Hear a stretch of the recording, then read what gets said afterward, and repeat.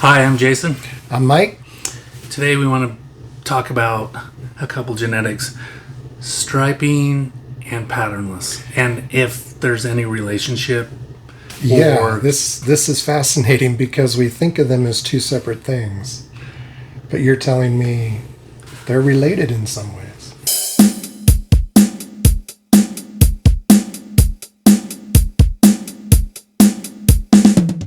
In certain species, like San Diego gopher snakes, the striped San Diegos, which is a simple recessive, and so is patternless. It's a simple recessive.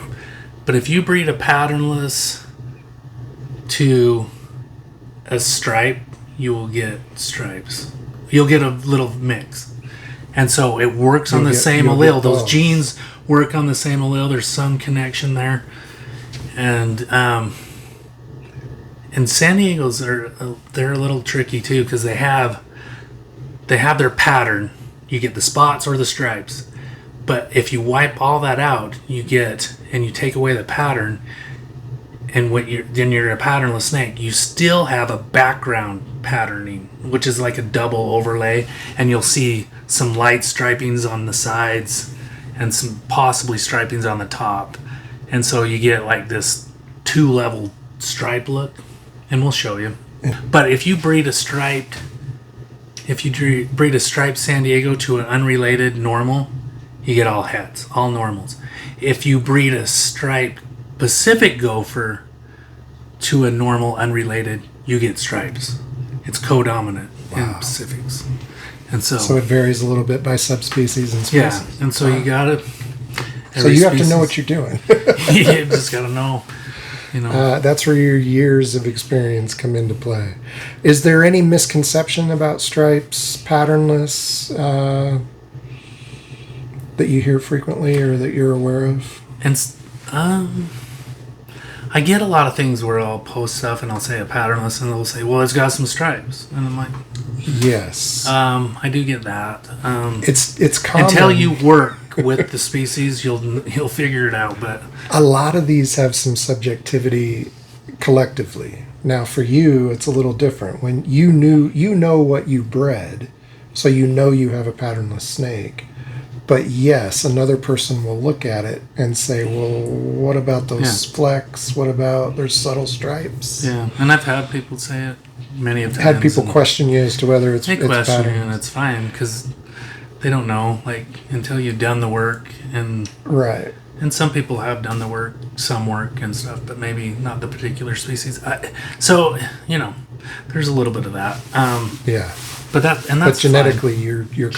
They're two different things. Because it's recessive, you can be confident genetically what it is. Yeah. Interesting. Let's look at a few examples. Okay. And you're going to show us an example in particular of that background striping. Yeah. All right. So we have here, this is the only one in existence that I'm aware of. This is a striped Anery San Diego. Patternless Anery San Diego. Now you're saying that striping, if it was a pattern, it would be so much bolder. But you see the overlay, what I'm talking about. Look at these stripes. This is background striping. This isn't pattern. That's background striping. It's like a double overlay. And then you get this stuff going on. And we'll show, let's grab. And being Anery, you got that yellow color. Is that yellow color going to deepen and intensify? Yes, this is going to intensify with age, and it's going to start coming through a lot more now that it's a year old. It will intensify. Let's look at a normal stripes here.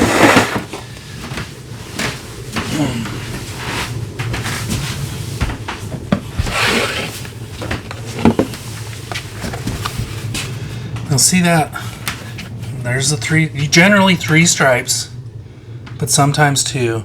See the background patterning? That is on even patterned. Let's see, let me find. Let's come up here.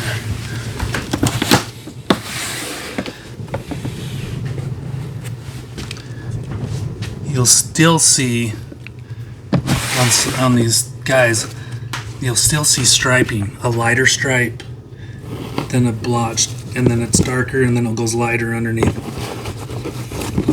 But you'll see that. That's what I'm talking about, the pattern striping, or background striping. And it really shows up on the stripes. Stripe guys. You can see that. But the striping gene is the stuff up top. It generally fades about mid-body. And there is some little bit of molting in there, but it's still a striping gene. So, and I've seen this in patternless bull snakes. Sometimes you get this weird dotted dash road pattern. And sometimes they're long stripes too. I've had a few with long stripes. But this is considered patternless. This is I wouldn't call this anything but a patternless. Well, an xanthic patternless. Look at, he's missing a fork on one of his tongues.